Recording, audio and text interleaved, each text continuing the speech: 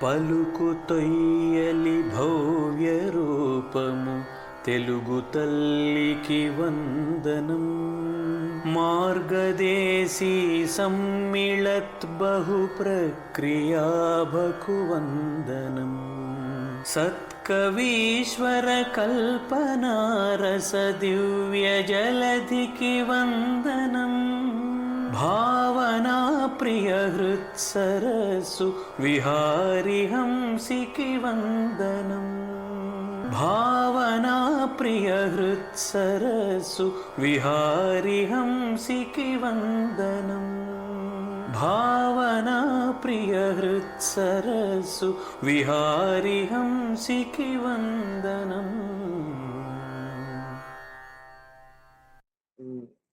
నేటి పుస్తక సమీక్షల్లో భాగంగా మొట్టమొదట మన చక్రవర్తి గురువు గారి వాక్ సుగంధం పద్యాలని పుస్తకాన్ని చుండూరు వెంకట గారు సమీక్ష చేయబోతున్నారు. మనం ఈ పద్యాలను మనం ప్రతిరోజు మనం విని ఆస్వాదించాం. అయితే వాటిని పుస్తక రూపంలో మన కార్యక్రమంలో 7 ఏళ్ల పండుగలో మనం ఆవిష్కరించుకోవడం జరిగింది. వాటిని మనం చుండూరు వెంకట గారి నోటి వెంట ఇప్పుడు సమీక్ష వినబోతున్నాం. వెంకట గారు, మీకు స్వాగతం.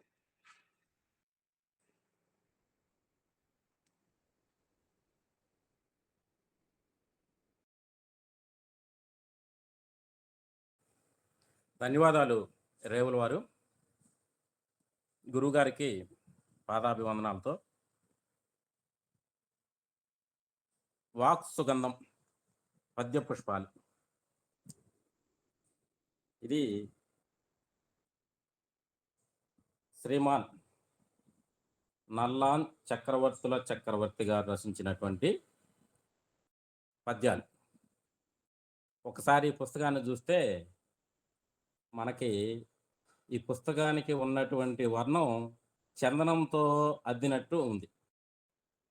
మరి ఈ పుస్తకం తెరిస్తే మరి చందనము, మరి పద్య పుష్పాల పరిమళాలు ఎట్లా ఉంటాయి అనే ఒక్కసారి తెలుసుకునేబోయే ముందు ఒకసారి ఈ కవి పరిచయం చూస్తాం.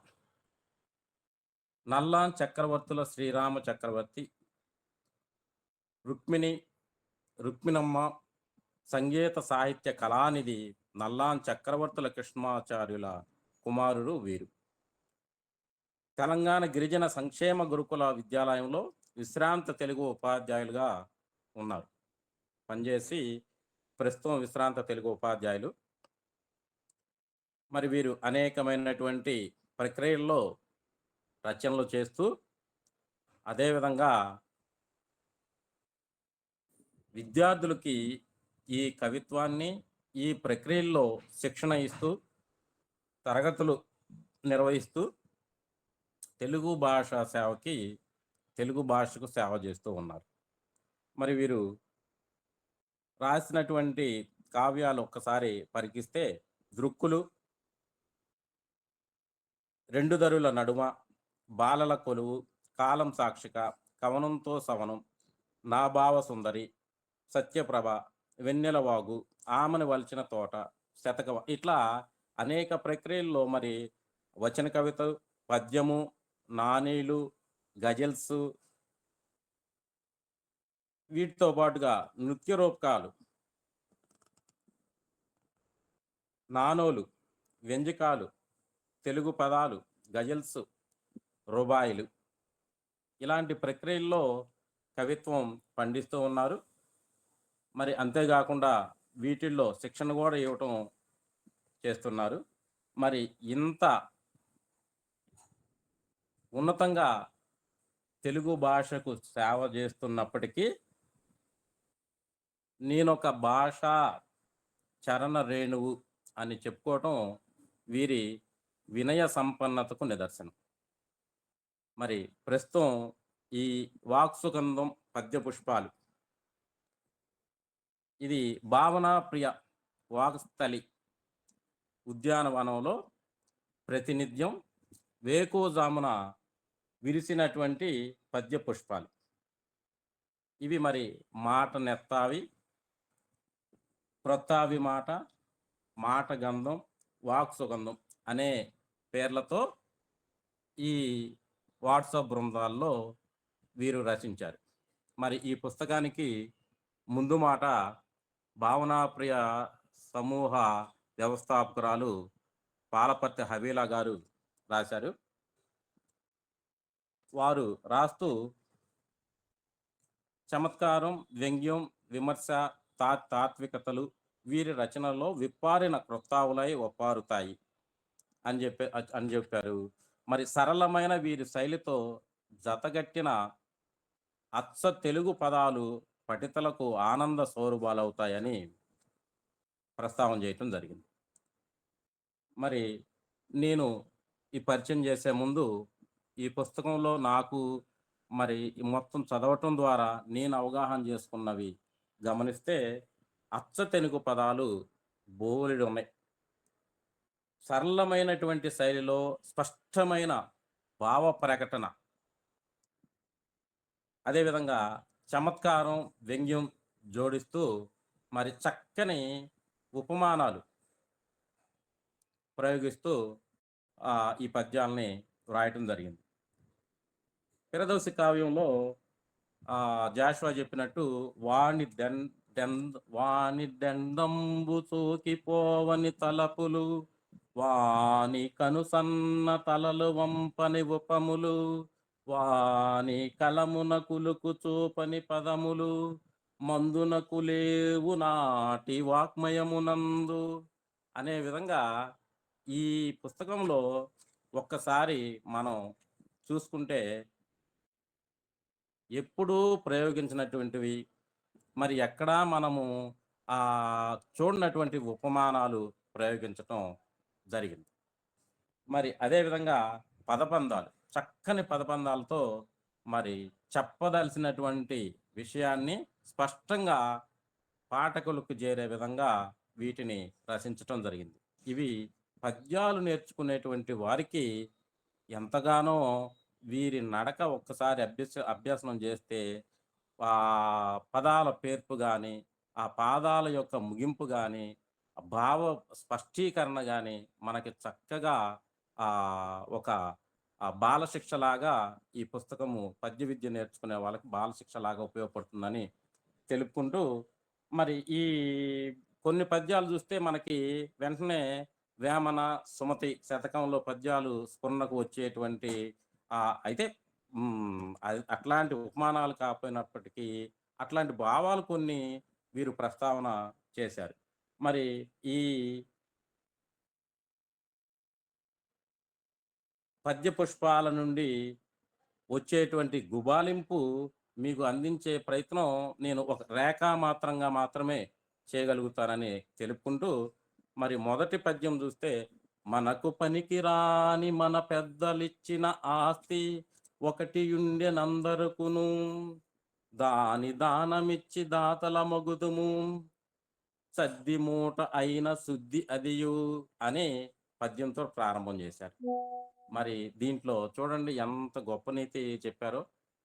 పెద్దలిచ్చినటువంటి ఆస్తి ఒకటి ఉంది. పూర్వకాలంలో మరి ఈ దాన ధర్మాలు ఆ విధంగా ఉండే. ఎవరికి కూడా ఇంటికి వచ్చిన వారికి చక్కగా ఇంటికి పిలిచి కడుపు నిండా భోజనం పెట్టేవారు. వారు తినటానికి లేకపోయినా కానీ వచ్చిన వాళ్ళకి మాత్రం చక్కగా వాళ్ళని తృప్తిపరిచి పంపించేవారు. ఇట్లా దాన ధర్మాలు గురించి చెప్తూ ఈ పద్యాన్ని సద్ది మూట అయిన శుద్ధి అది అని చెప్పడం జరిగింది. తర్వాత పార్టీలు, పత్రికల గురించి ప్రస్తావన చేస్తూ, పార్టీలన్నీ కడగి పత్రికలు స్థాపించ, వార్తలెల్ల త్రాచుపాములగును, పూని నేతలెల్ల ఛానళ్ళు పెట్టిన, కబురులందు నిజము గగన సుమము.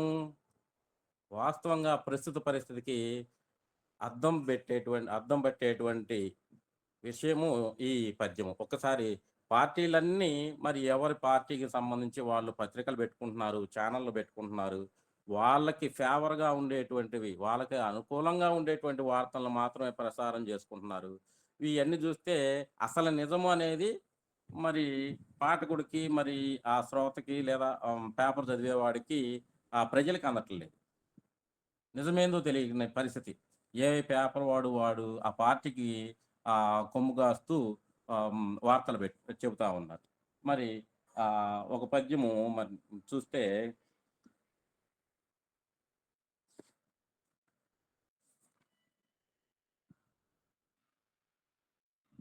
పెంపకము చెడిన బిడ్డలు సంగము పైన నెక్కుపెట్టు ప్రహరణములు రాజ్యమునకు పెద్దరట్టు రారాజును చీకు దొర మరల్చలేకపోయే. ఈ పదప్రయోగం చూడండి, చీకు దొర. ధృతరాష్ట్రుని పేరు మరి చీకు దొర అనే చక్కని మరి చూస్తే అక్కడ రారాజు వచ్చారు, ఇక్కడ చీకు దొర అంటే రాజ్యాన్ని పరిపాలించిన ధృతరాష్ట్రుడు. చూడండి పద్యం, పెంపకమ్ము చెడిన బిడ్డలు సంగము పైన నెక్కుబెట్టు ప్రహరణములు. ఈ సరైన తల్లిదండ్రులకి ఒక సూచన చేస్తున్నారు, హెచ్చరిక చేస్తున్నారు. తల్లిదండ్రుల పెంపకం పిల్లల్ని సరిగ్గా పెంచకపోతే వారు సంఘం పైన ఎక్కువ పెట్టినటువంటి ఆయుధాలు. మరి దానికి ఉపమానంగా మరి మహాభారతంలో రాజ్యమునకు పెద్ద రట్టు, ఆ రాజ్యానికి పెద్ద ఉపద్రవం అయినటువంటి రారాజుని ఈ ధృతరాష్ట్రుడు అతని మనసు మరల్చలేకపోయాడు అనేటువంటి భావంతో ఈ పద్యం మరి ఎంత అందంగా ఉంది భావం, మరి ఎంత సందేశాత్మకమైనటువంటి పద్యమో చూడండి.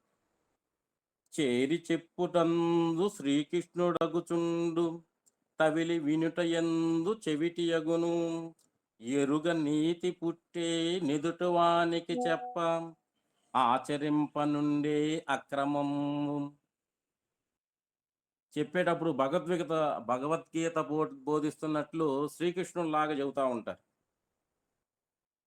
చెప్పేవాడికి వినేవాళ్ళు లోకు అన్నట్టు మరి ఎన్నో నీతులు చెబుతూ ఉంటారు. చివరికి వాళ్ళ దగ్గరికి వచ్చేసరికి ఆచరించరు. అది ఏంది, ఆచరించడానికి అక్రమం ఒకటి ఉంది, దాన్నే ఆచరిస్తూ ఉంటారు, చెప్పటానికే నీతులు అనే విధంగా ఈ పద్యాన్ని వీరు రచించారు. ఇంకొకటి మరి కవిత్వం ఎవరు పడితే వాళ్ళు రాసేస్తున్నారు, మరి ఆ పద్యాలు రాసేస్తున్నారు. లాక్షణికమైనటువంటి పద్య నియమాలు మరి ఆ భాష నియమాలు తెలియకుండానే రాస్తున్నారు. అట్లాంటి వారి గురించి అర్థమే కాని క్లిష్టన్వయములతోడ రాతినుడులతో గబ్బాలు రాయుటలేలా.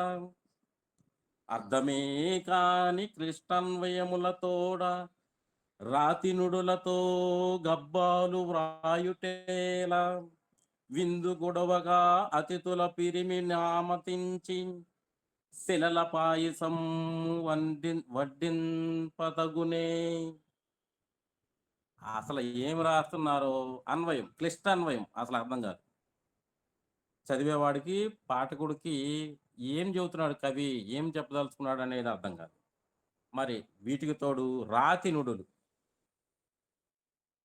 ఈ రాతి నుడులు అనేటువంటి మాట చూడండి, అంటే కఠినమైన ఈ పదబంధాలతో ఈ కావ్యాలు రాస్తున్నారు. ఎందుకు ఇవి రాస్తాం? ఇంటికి భోజనం పెడతామని చెప్పి ఆహ్వానించి అతిథులను పిలిచి వారికి అరగనటువంటి శిలల పాయసము వడ్డింపదగునే.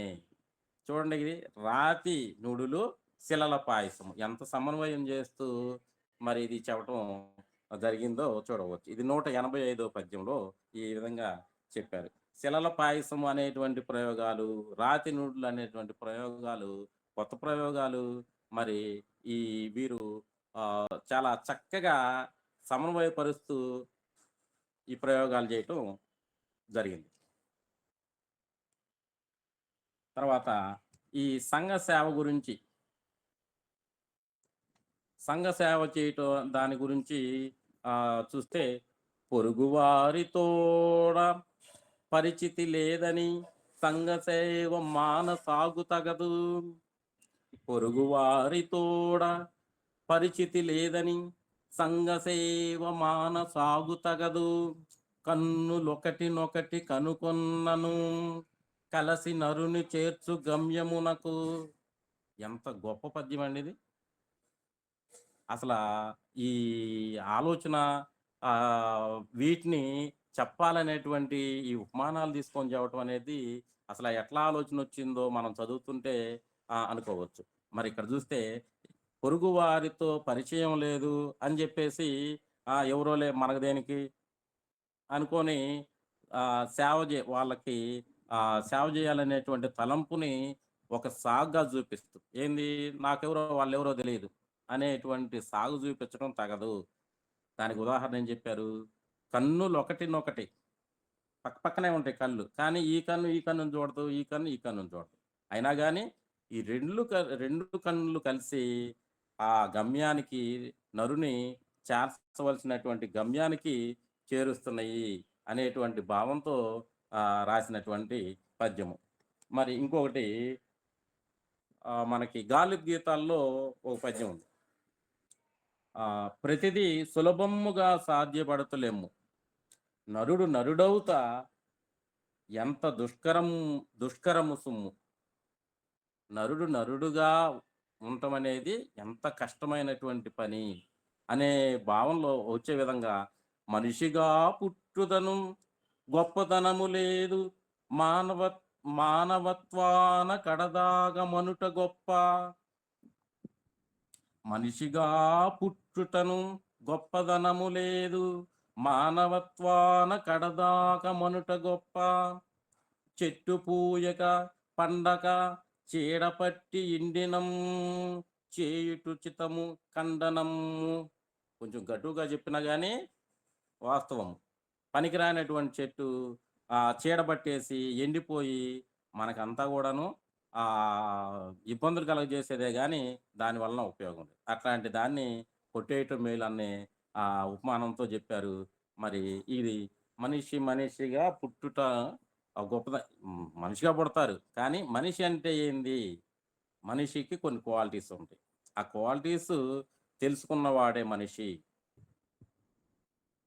బోయి భీమన్న అనే అతను అంబేద్కర్ గురించి రాస్తూ మనిషిగా బతుకుటే మహితమన్న మహాశయ అనేటువంటి ఒక వాక్యం రాశారు.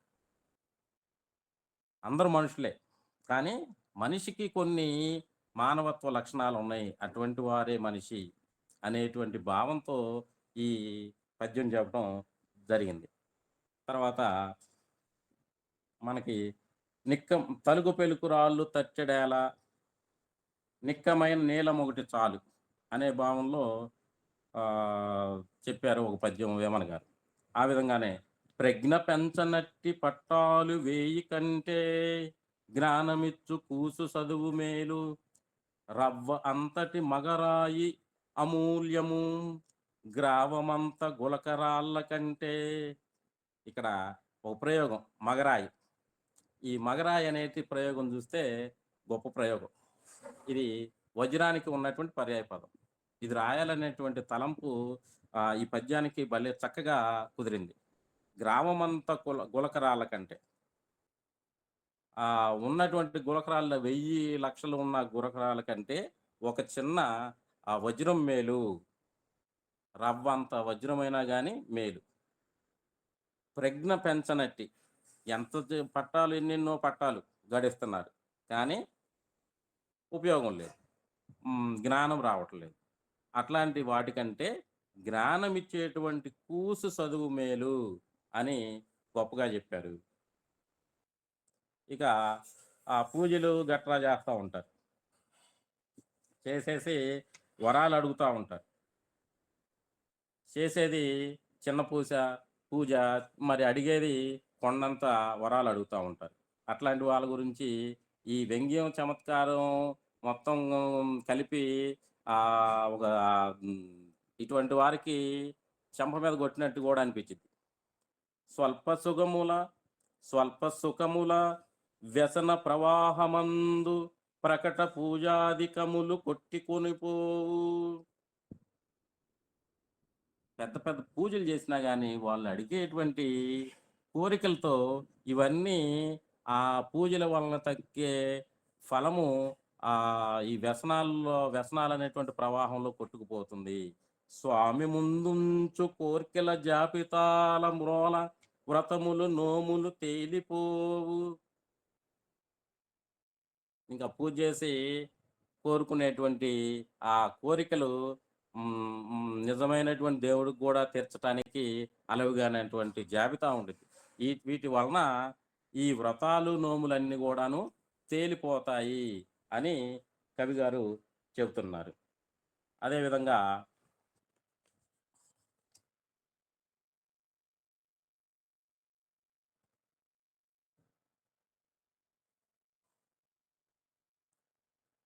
ఈ లోకరీతి గురించి చక్కని పద్యం. పరుల రిత్త సంచి బరువుగా కనిపించు, తనదు నిండుగోనె తనిగా దోచు, పెరల సంగతులను పెద్దతియౌ దృష్టి, స్వీయ విషయమందు చిక్కిపోవు. ఎదురువారి యొక్క రిక్త సంచి చూస్తే మరి ఏమి లేనిదైనా కానీ చాలా ఖాళీ సంచి అయినా కానీ వీళ్ళకి బరువుగా కనిపిస్తూ ఉంటుంది. అతని దగ్గర ఉన్నటువంటి నిండు సంచి అయినా కానీ ఏమీ లేనట్టు దోస్తుంది. మరి ఏంది, మనకి ఎదురువారి యొక్క సంగతుల్లో తెలుసుకోవాలనేటువంటి మన దృష్టి బాగా పెద్దదైపోయిద్ది. మన విషయాలకు వచ్చేసరికి చిక్కిపోయిద్ది. గురిగింజ సామెతలాగా ఈ పద్యాన్ని చెప్పటం జరిగింది.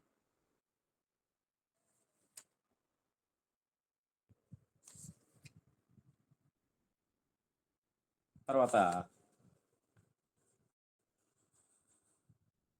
వ్యక్తిత్వాన్ని గురించి చెబుతూ, కొలత కందని బలిసిన గుండెలేల, కొలత కందని బలిసిన గుండెలేల, కొండలన్ పిండి గొట్టెడి కండలేల, పైడి దొరమించు సంపదల్ వ్యర్థమౌ కదా, నిటారు వ్యక్తిత్వమే లేనియప్పుడు. పైడి దొర కుబేరుడికి ఉన్నటువంటి ఒక పర్యాయ పదం. ఇట్లాంటి తెలుగు పదాలు, అచ్చ తెలుగు పదాలు పద్యాల్లో కొల్లలు. కొలత కందని బలిసిన గుండెలేల, ఎందుకు అవి, వాటి వలన ఉపయోగం ఏముంది? కొండల్ని పిండి కొట్టేటటువంటి కండలు దేనికి? మరి కుబేరుడు మించినటువంటి సంపదలు వ్యర్థమవుతుంది. కావాల్సింది ఏంది? వ్యక్తిత్వం. నిటారైనటువంటి వ్యక్తిత్వం లేనప్పుడు ఇవన్నీ కూడాను వ్యర్థాలే కదా అని కవి గారు చెబుతున్నారు. ఇట్లా మొత్తం దాదాపు 300 పద్యాల్లో ఆటవేళ్ళలు, చాటిగీతులతో ఎక్కువ, ఎడానెడ కంద పద్యాలు చెప్పడం జరిగింది. ఒక 25 వరకు చంపకమాల, ఉత్పలమాలలో ఈ పద్యాలని వీరు ఈ సందేశాలని ఇవ్వటం జరిగింది. సత్యలోకాన నొక్కరి జక్క నిలిపి, ఒకరికి వికుంఠమందు నుద్యోగమిచ్చి, రాజుగా చేసి ఒకరి కైలాసమునకు మనుచునుందుము మువ్వురు మా మధ్య లేక. సత్యలోకంలో బ్రహ్మ, వైకుంఠమందు విష్ణువు, కైలాసంలో శివుడు. వీళ్ళు ముగ్గురు దేవుళ్ళు. వీళ్ళందరిని చేసి పెట్టావు, ఎవరు కూడాను మా మధ్య లేరు అని ఒక వ్యంగ్యంగా చెబుతున్నటువంటి పద్యము. ఇంకోటి అరిషడ్వర్గాల గురించి చెబుతూ, బయట నుందురు కదా వైరులు 10,000, స్వాంతమందున కలరార్గురరు, హృదయమందు గలుగు రిపులన్నుక్కడింప, వెలుపలి పగవారి కిల్చినట్లే. గొప్ప పద్యం. అరిషడ్వర్గాలు అనే దానికి అక్కడ గణాలు, ఎత్తుల దగ్గర కూడా ఎక్కడ మనకి సందేహం రాదు. చక్కగా నడక సాగిపోతుంటుంది. ఏ పాదానికి ఆ పాదానికి అర్థం వచ్చే విధంగా అంతవరకు ఆగిపోయి చక్కగా చదవటానికి కూడాను బాగా స్పష్టంగా సులభమైనటువంటి శైలిలో ఉంటాయి. బయట 10,000 మంది శత్రువులు ఉంటారు, కానీ మన హృదయంలో, మన బుద్ధిలో ఉండేటువంటి 6 శత్రువులు ఉంటారు, అరిషడ్వర్గములు.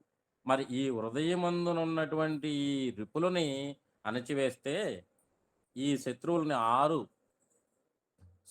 అణచివేస్తే వెలుపల వారిని కూడా పగవారిని కూడా గెలిచినట్లే అని చెప్పడం జరిగింది. నేటి లోకరీతి సమాజం గురించి చెబుతూ, నీచుడు విరాట సభ కీచుడొక్కడే, పీడమడచనాడు భీముడుండే, నేటి భారతాన నిండిరి కీచకుల్, దండి భీముడొకడే నిండుకొనియే. మహాభారతం సమయంలో విరాట్ సభలో కీచకుడు ఒక్కడే ఉన్నాడు, కానీ అప్పుడు భీముడు ఉన్నాడు వాడిని అంతం చేయటానికి. మరి నేటి భారతంలో మొత్తం అంతా కూడా కీచుకులే ఉన్నారు, ఎవరు లేరు, భీముడు లేడు అనేటువంటి వ్యంగ్యంగా చెప్పారు. మరి నేటి రాజకీయాల గురించి కూడా, ఎచ్చుబార్లు నడుపు నక్సైజు మినిస్టర్, సొంత పడులు నడుపు చదువుల మంత్రి, పడుపు టిండ్లు తాను నడుపును గృహమంత్రి, నేటి పదవి లాభసాటి విమని. బార్లు నడుపుతా ఉంటారు ఎక్సైజ్ మినిస్టర్. మరి విద్యాశాఖ మంత్రి స్కూల్స్ నడుపుతూ ఉంటారు, ప్రైవేటు బడులు, సొంత బడులు నడుపుతూ ఉంటారు. పడపటిళ్ళు మరి గృహమంత్రి పడపటిల్ని నడుపుతూ ఉంటారు. మరి నేటి పదవి దేనికంటే అదొక లాభసాటి వ్యాపారము అనేది ఈ పద్యంలో చెప్పారు. నియతి కలుగు బటుల నియమించవలె రాజు. రేవుల వారు టైము మీకు ఇంకో 2 నిమిషాలు. ఓకే. నియతి కలుగు బటుల నియమించవలె రాజు, దాన గెలుపు సగము దక్కినట్లే, మంత్రివరులు నీటి మంతులైన పరగిన నిండు విజయమబ్బు నేటుగాను. భటులు రాజు ఎట్లాంటి వాళ్ళని నియమించాలి? మంచి నీతి నియమాలు కలిగినటువంటి వాడిని నియమించాలి. అప్పుడు ఏంది, గెలుపు సగం వచ్చేసినట్టే. మంత్రివరులు నీతిమంతులై ఉంటే విజయం కూడాను వచ్చేస్తుంది అనే సందేశం ఇచ్చారు. ఇంకా ఈ పదవులు ఓళ్ళ బండ్లు అవుతాయి, బండ్లు ఓళ్ళు అవుతాయి. అణచివేయవచ్చునధికార మదముచే, గద్దె గలుగు వరకే కౌర్య బలము, పదవి యూడినప్పుడు ప్రజలెల్ల తరుమురా, వినయ పాలకుండే విజయుడగును. పాలకులకి చంపదెబ్బ. ఇంకో మంచి పద్యం. పంచదార నోటి అంచున పూసినన్, దిక్తమైన మాట తీయబడదు, బాణపు కొస నీతి పాకాన ముంచిన, గుండె చీల్చకుండా నుండబోదు. చక్కని పద్యం అండి. నోటి అందు పంచదార పూసినా గాని చేదు మాట తీయగా వస్తుందా? బాణపు కొసకి ఆ నేతి పాకంలో ముంచినా గాని దాని లక్షణం ఏంది, విశ్లేషించినప్పుడు గుండె చీల్చకుండా ఉంటుందా అని. ఇట్లా చాలా పద్యాలు చక్కగా ఈ పుస్తకంలో ఉన్నటువంటి ప్రతి పద్యం కూడాను చదువుతుంటే కొన్ని మనకు కూడా తగులుతూ ఉంటాయి. ఎందుకంటే ఇవి అన్నిటినీ ఆచరించేవారు మరి ఎంతో మహానుభావులు. మరి ఆ మహానుభావులు కూడా గురువు గారి వంటి, చక్రవర్తి గురువు గారి వంటి వారే ఆదర్శప్రాయులు అనే ఉద్దేశంతోనే వీరు వారి జీవిత సారాన్ని మరి అనుభవాన్ని అంతా రంగరించి ఈ పద్యాల్లో ముఖ్యంగా పద్య విద్యార్థులకి, తర్వాత కవిత్వం నేర్చుకునే వారికి ఎంతో ఉపయోగకరంగా ఉండే విధంగా సులభమైన శైలి, చక్కని నడకతో ఉపమానాలు, మరి కవిత్వం అంటే ఒక స్టాండర్డ్ అనే విధంగా ఈ పద్యాలని రచించారు. వీరి యొక్క ఈ వాక్ సుగంధం అనేటువంటి పుస్తకాన్ని పరిచయం చేయటం అంటే మరి అంత సామాన్యమైనటువంటి విషయం కాదు. ఇప్పుడిప్పుడే పద్య విద్య నేర్చుకున్నటువంటి నాకు మరి ఈ చదువుతుంటే చాలా చక్కగా నేర్చుకోవాలి, ఈ విధంగా రాయాలి అనేటువంటి తలంపు కూడా వచ్చింది. మరి ఈ అవకాశం ఇచ్చినటువంటి భావనాప్రియ బృందం వారికి, గురువు గారికి నమస్సులు తెలుపుకుంటూ సెలవు. అభినందనలు వెంకట గారు. అద్భుతంగా మీరన్నట్టు నిజంగా గురువుగారి వాక్ సుగంధం పుస్తక సమీక్ష చేయడం అనేది ఒక సాహసమే. ఎందుకంటే గురువుగారు పద్యాలను మనం పద్యంతో పాటు వారి గానాన్ని కూడా విన్నాం. దానికి దీటుగా మీరు పాడగలమనేది ఎవరు ఎవరు కూడా సాహసం చేయలేరు. కానీ మీరు చక్కగా భావయుక్తంగా పాడి ఎన్నుకున్నారు. ఇంత మంచి పుస్తకాన్ని మన ముందుకు తేవడానికి పెనుగొండయ్య గారు కూడా, పుట్టప్ పెనుగొండయ్య గారు కూడా మనం ధన్యవాదాలు చెప్పుకోవాలి. తర్వాత ముందు మాట రాసి అదృష్టాన్ని నోచుకున్నటువంటి హవిల గారు కూడా ధన్యవాదాలు. మీకు హృదయపూర్వక అభినందనలు వెంకట్ గారు. చాలా చక్కగా మీకు ఇచ్చిన సమయంలో చక్కగా సమీక్ష చేశారు.